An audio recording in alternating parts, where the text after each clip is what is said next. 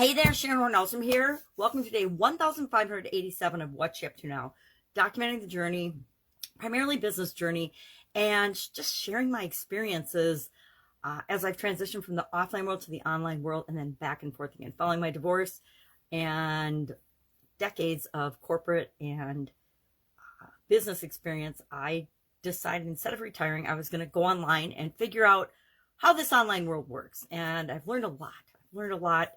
Some good, some bad, some really, really ugly. They're just like in the offline world. There are ugly things that go on in the online world, the internet world, that confuse and confound and lead a lot of people astray, me included when I first started out.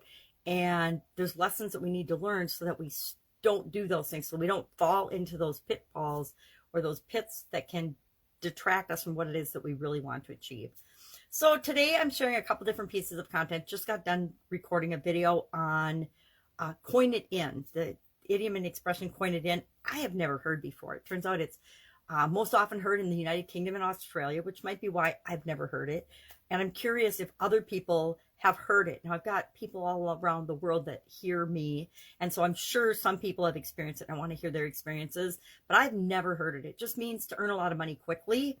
And I applied that to how do we grow and supersize our business. And I shared passive income things that we talked about in the annual challenge, as well as ways that I like to get quick influxes of cash into my various businesses for projects, for different things, for when it's required.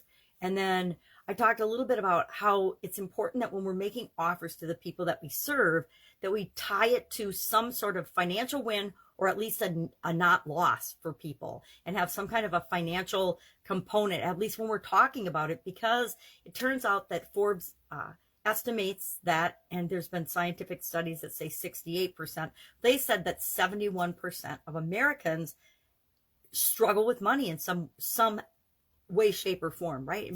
Some people, of course, struggle a lot with money. Some people have just little struggles, but 71% of Americans, that's 178 million people. That's a lot of people. So that means that, almost 2/3 of the population, or 3/4 actually, of the population has money challenges. So we want to make sure that we're addressing money in some way, shape, or form, either gain or not losing, make money or save money in every offer that we make to people, right? We want to not assume they know what the financial implications are of our offer. Hey, they know the price, but we need to present the value in a way that they're getting way more than they're going to pay for what they're getting from us, right? Whatever transformation, whatever problem we're solving for them, etc. So we talked about that because I think it's really important. A lot of times we just assume people know and have the same information that we do, and they absolutely positively don't. We need to spell it out for them, and in a way that is important to them, that benefits them. They don't care that we're going to make money and that they're going to save money, and they only care about that they're going to save money or find a way to make money for themselves, right? And make their life better. And we need to remember what's in it for them is more important than what's in it for me, right? Because every individual is asking, well, what's in it for me? Why should I do this? Why would I spend my time and energy and money and value and other resources on anything that you offer? I wouldn't unless I clearly see that there's a huge benefits for me, not benefit, but a huge benefits for me, then I'll get involved in it. People ask me every day, can we have a 15 or 30-minute conversation? And my answer is always no.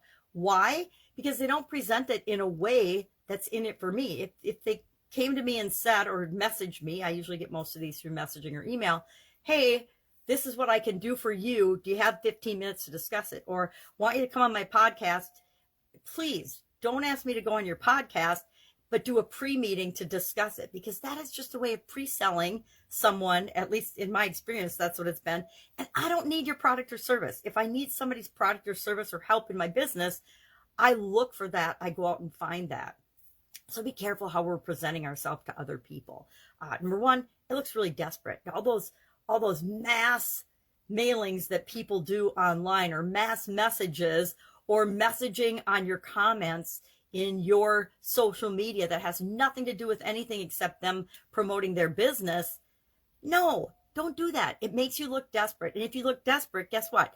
You're showing everybody that you're just starting out and that you probably don't have the experience and the expertise that you're claiming to have. And that will undermine you more than anything, because it'll undermine your confidence. You'll get slow, if any, results.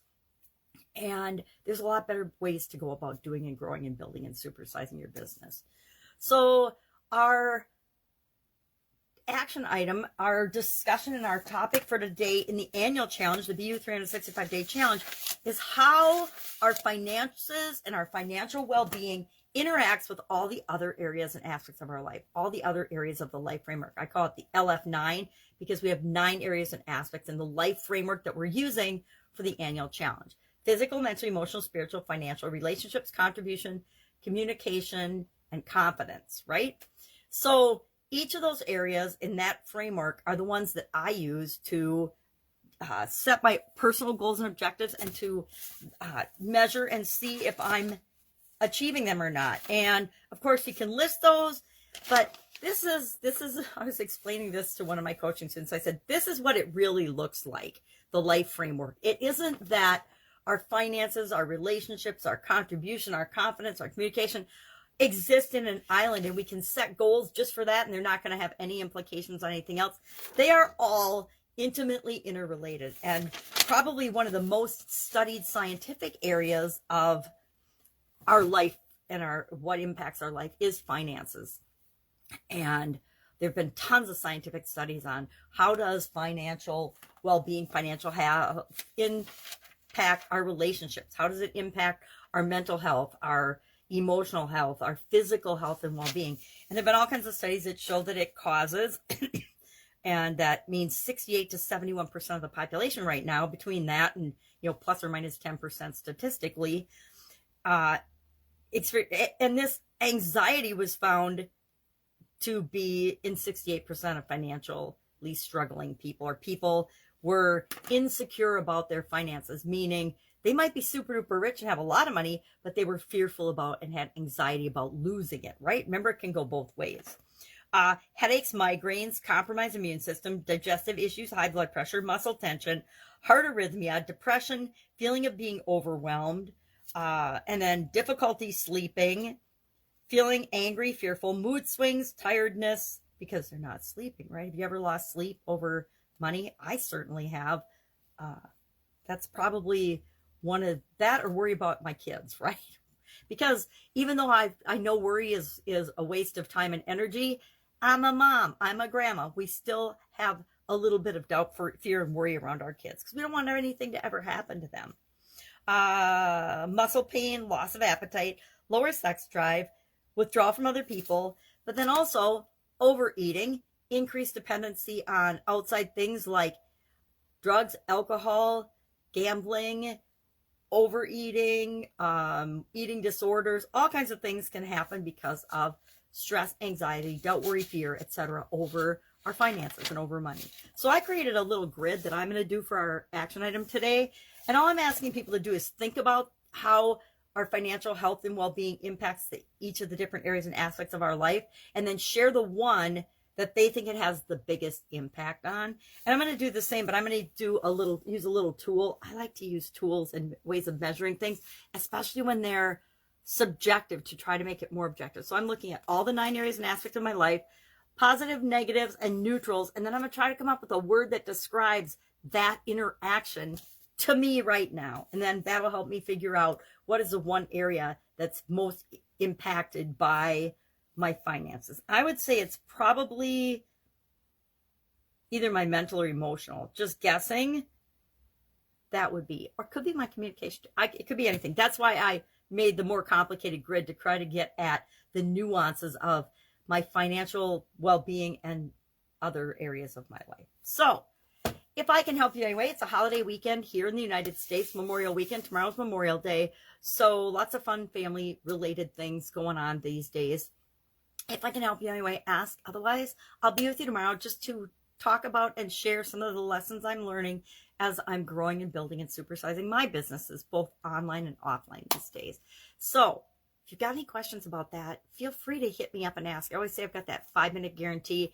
If you're feeling stuck or you don't know what to do next and you've thought about it, you're just struggling a little bit and you need somebody to bounce an idea off of and help you get clear on what that next thing you need to do is. Not everything you need to do, but what's the next thing you need to do to keep moving forward or to get moving forward. Please ask. Don't stay stuck, because one of the worst things we can do is say, I don't know what to do, and just then find ways to procrastinate and stay stuck and run that hamster wheel, but not ever go anywhere.